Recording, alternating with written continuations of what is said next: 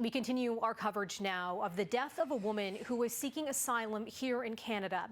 The Kenyan woman died in a Mississauga shelter on Sunday. Our Faiza Amin has been covering this story for us today. Faiza, I understand there has been some emotional reaction. What are you hearing?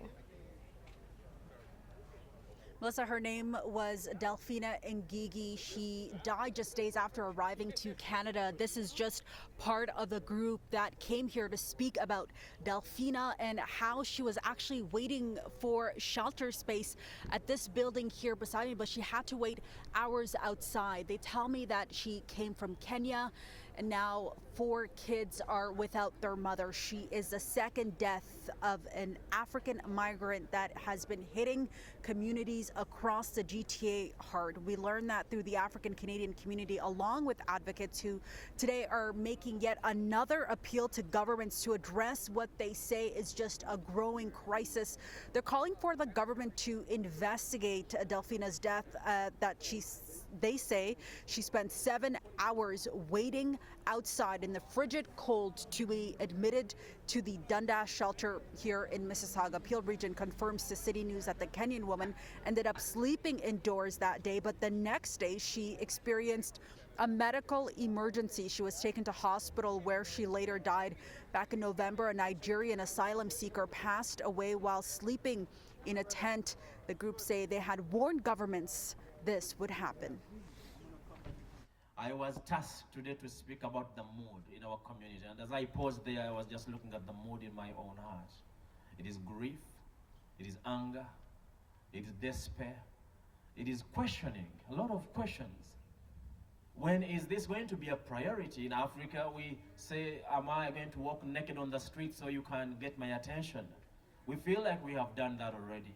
Since, for some of us, at least since May, we have been talking about the same thing.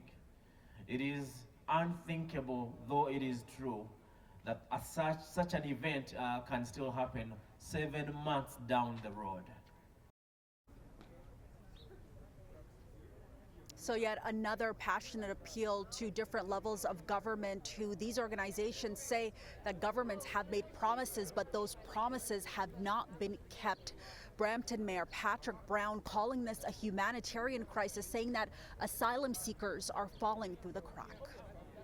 You know, I met some African asylum claimants, and it's by and large almost all from Africa who are in this predicament. And I met some of these asylum claimants in November, and they were asking me, does it get colder? You know, no winter clothing, no support.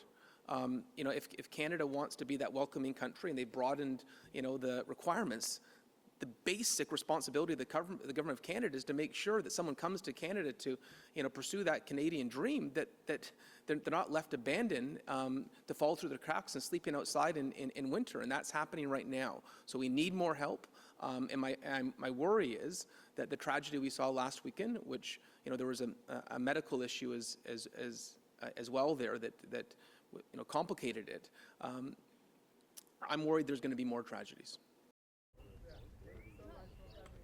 Mayor Brown also saying he is set to meet with Federal Immigration Minister Mark Miller to discuss and find solutions to this humanitarian crisis. I want to show you something that really talks about how much of an issue this is.